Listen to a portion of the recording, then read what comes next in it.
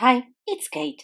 Welcome to my video tutorial. Last blog post and my last video, I was making some jelly prints, and today I will turn those jelly prints into cards. I cut some of them into square size and I glue them to no card.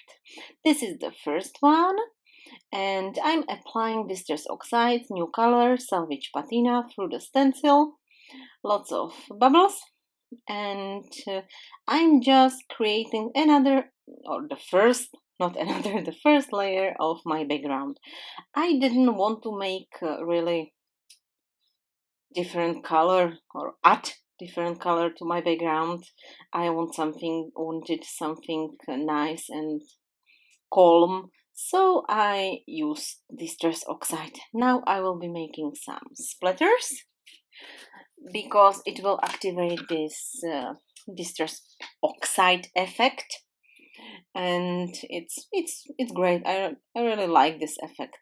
It's not so visible from here, but when you look at the end of the video for photos, there it is visible more than at the video.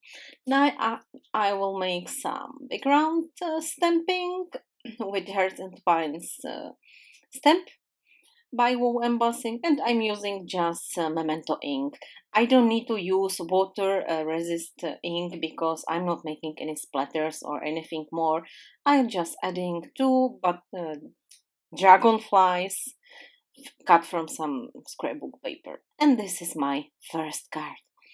Again, second card prepared, glue panel at no card, and I will be applying clear gesso over lots and lots stencil, and I will sprinkle over it graphite sparkles. I love sparkles, and I like to use clear gesso because it's not so thick, it's thin, and it's really great to catch sparkles.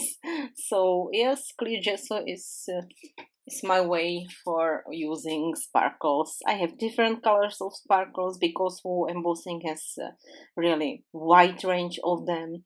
There is butterfly. I stamp it in advance with Wow Embossing ink, and with embossing powder I heat set it. List of all materials is in a blog post. This is my third card. I really sped up my cards because they are so simple that I won't just show you some ideas for card making, what to do with these jelly prints. And I wanted to show you that you don't need to use jelly prints just for mixed media. You can use it for easy card making as I'm doing here. So I applied again clear gesso and I sprinkle embossing powder.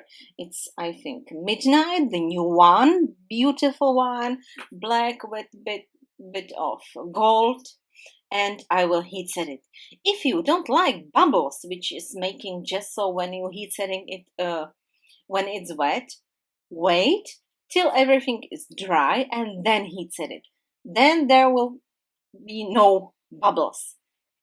But I like bubbles. It's another structure or another great thing for background.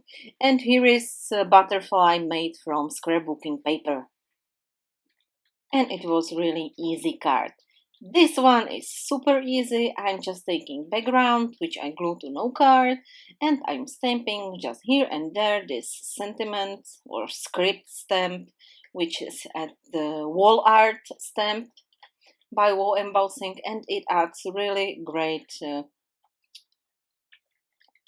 background or layer for background. And because I don't want to have it so solid, so boring, I'm making splatters with Distress Mica spray. It's shining, it's beautiful, and it's yes, it's great. And I again in advance stamp and die cut those or this flower bouquet. It's by Tonic Studio, and I'm making splatters also at them. I'm not using much sentiments because I don't like them. Mainly because I'm using my cards for charity, for cat shelters, and obviously in Czech Republic selling cards with English sentiments. It's It's not trendy, but I love those sentiments by wall embossing at their stamp, so I really had to use some. So for this last card, I use awesome sentiment Happy Birthday. I stamped it in the middle of my card just with memento ink, and I'm adding just self-adhesive gems. And this is really all for today. So I created 5 different cards, very easy, where I used jelly printed background. All jelly printed background I made with wall embossing stamps or stencils. It's great technique, try it. You can see it in my last video, how to. And if you like my video, give me thumbs up. Do not forget to subscribe. And I wish you have a nice day.